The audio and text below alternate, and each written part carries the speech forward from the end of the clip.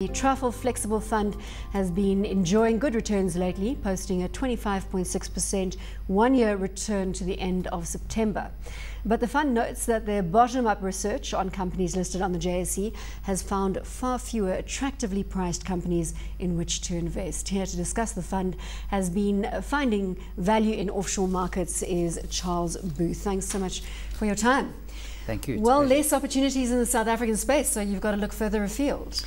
We do. We've reduced our domestic equity to just above 50%, having been much higher this time last year. And it's largely a function of the fact that the markets have gone up and according to our process, we're seeing less value. So yes, we do have to look further afield and we are doing that. We currently hold both equity and fixed income investments offshore. Companies like Microsoft, for example, we've got Tesco, we've got Imperial Tobacco, we've also got some old mutual prefs. So quite a mixed bag, but yes. But quite a strong consumer focus in the offshore stocks. Well, more defensive than consumer. If you look at Imperial Tobacco, that's very much a defensive counter. Yes, I would grant that Tesco is consumer, but it's more just defensive. Microsoft, of course, is not. Just, Charles, in terms of the mix of the valuations, you've kind of painted the whole market as being overvalued or fairly priced, I think would probably be the right word. Are there not any areas at all that are appealing at this point? Warren, let's just look at the domestic equity side in perspective. On the resource side, we've got significant exposure to Anglo American and Sasol. Anglo American, I have to say, worries us a bit because clearly it's a value stock, but it just has not performed, and I think it needs a trigger to get that going, and maybe that's a change of management, which of course we've seen. Then another part of the portfolio is what we would call the stable earners, and there we have MTN, Netcare, and Discovery. Those companies we think are going to produce fairly stable, satisfactory earnings growth. We're happy to hold them. Then you've got recovery situations. We've got a fairly big holding in Tongaat. The main driver there is the fact that they're improving their productivity on the sugar side, and we would expect to see production increase quite nicely. Specifically in Mozambique. Well, in Mozambique, that's right, but also in South Africa. Of course, there is a question mark about Zimbabwe. I saw the company yesterday at their presentation, and they were fairly comfortable, but with Zimbabwe, nothing is ever sure. So there are risks there. And then on the value side, we've been holding Steinhoff for a long time, and that's a company that we think just does not deserve the rating that it's got in the marketplace. So we're happy to hold that. So we think it's a fairly balanced domestic portfolio with regard to the themes that we're trying to introduce. Charles, sorry, just to jump in, Bronwyn. I'd like to, we talk a lot about the large cap stocks with fund managers. They're easy to talk about. Many of our audience are familiar with them. What about this massive emerging, or this, what I call almost like a middle America of industrial stocks that occupy, sort of the market cap from 100 downwards, maybe not even as big as 100, you're going from 80 to about 200, which are a whole range of industrial businesses and commercial enterprises. Very not talked about a lot by fund managers, but when you go and look at those valuations for companies like Invicta and Howden and those types of businesses, are those fairly priced as well? Well, we have exposure to Hudaco, which is of course a company similar to Invicta, and we think that is fair value. I would agree that there's quite a large number of sort of small to mid-cap stocks that one can look at. We've got exposure to Pinnacle, which is an IT company, which we think is fairly priced. On the consumer goods side, Amalgamated Appliances is one that we've held for a while. We also think that that's quite good after their very severe issues that they had a couple of years ago. So yes, we do look in that space because the portfolio is not a mega portfolio, so we do have the flexibility to look a little bit deeper than just the big cap stocks. You are well diversified in terms of your equity play. Is there any theme that is predominant, or is it really not about themes with your bottom-up research? Bronwyn, I think the important thing is that there is no dominant theme, because what we try and do is we try and spread the risk around, because the objective of the flexible fund is to try and preserve capital. And I think the only way that one can sensibly do that and get growth at the same time is to spread the risk around as much as you can. So we try not to hone in on one particular theme where one is then subject to that risk. Just in terms of some of the interesting things that you're doing offshore, you've taken some capital offshore. You've started to invest in some interesting plays in search of yield, which is quite interesting because everyone talks about this relationship between the bond yields and listed property yields and how they correlated to one another.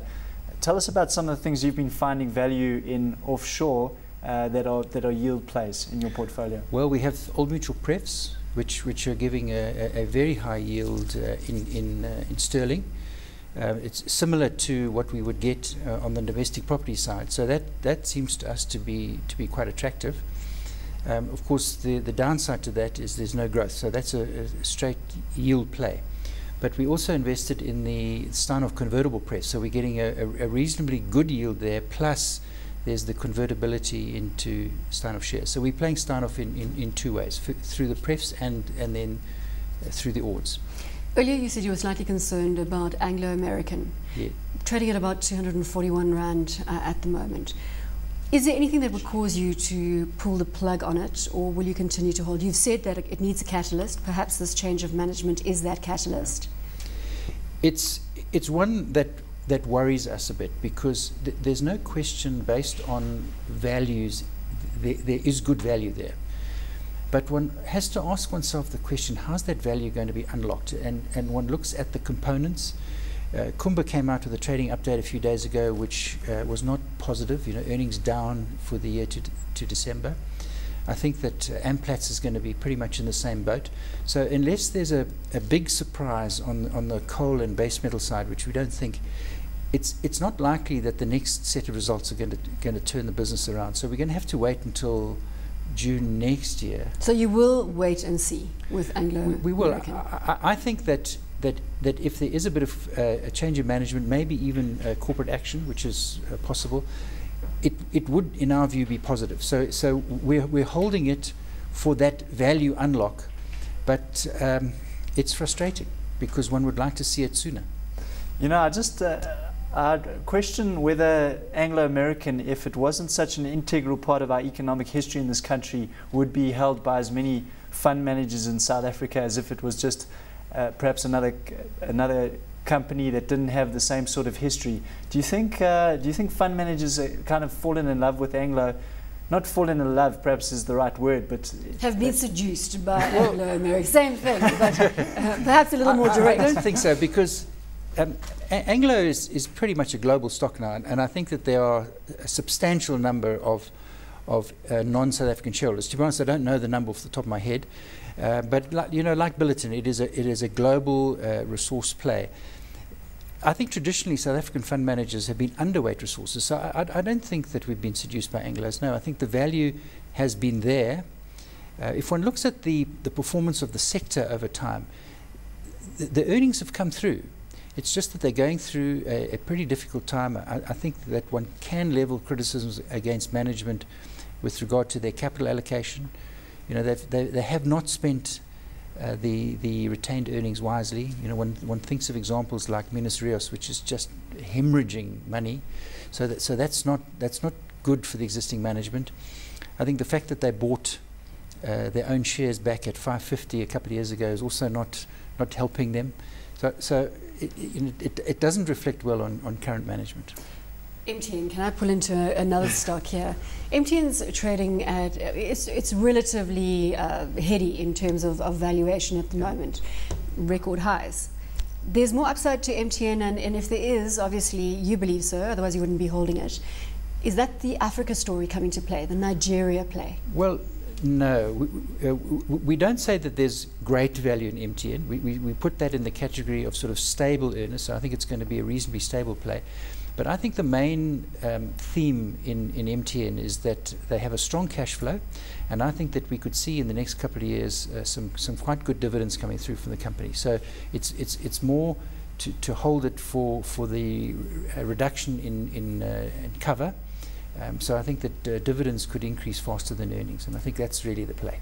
Charles, while we seem to talk a lot about the resource counters at the moment, obviously based on what's happened to their values, there's not a lot of talk about the banks. What's your view on the South African banks, seen as we've now seen FirstRand become the biggest bank by market cap? Why is no one talking about banks, and what do you think about their value and the prospects? I saw that. I guess they're sort of in that middle area of valuation where they're not very expensive, they're also not particularly cheap. So I guess the focus is pretty much off them. Our exposure at the moment is through Standard Bank amongst the big four, and then we do have a smaller exposure to Capitec for the growth. But I agree that there are other imponderables at the moment, so I guess banks are taking a bit of a backseat. Discovery is another interesting stock within the stable, and I'm sure again another stable play. The China element, Ping An, is that going to be, or potentially, an enormous kicker for the group going forward? Do you factor it into the story in the next 5 years? In the next 5 years, probably not, but certainly in the long term, yes, it could be huge.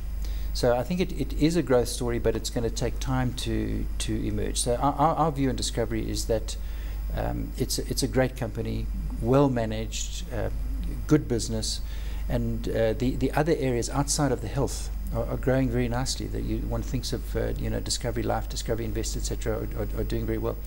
So it's that play. So where is it? This is quite interesting because it's morphed. It started off obviously with its medical aid scheme. What is it going to look like? What's Discovery going to look like in 5 years' time? Is it a financial services business you're buying now? Well, what I think it's done, I think very cleverly, is it started off on health and then used its client base to branch into other business areas, and we've seen that in life and in investments, etc. And I think it's going to continue to do that, and it's doing it very well through its rewards program. So it's trying to lock in this client base. One more. You've got one more question. Thanks. I just wanted to ask Charles. My pleasure. Charles, we've got a lot of fund managers talking about the attractiveness of equity offshore. Have you been buying shares for your equity basket offshore, and which ones in particular, aside from the ones that you've mentioned, besides the Tesco large and caps? Microsoft? Okay, we have. I think that global equities are much better value than domestic equities. We have a problem in that we're not global managers, so we don't know the full universe of stocks. So we sort of tend to look at the companies that we know, and we've just recently made a purchase of Growth Point Australia.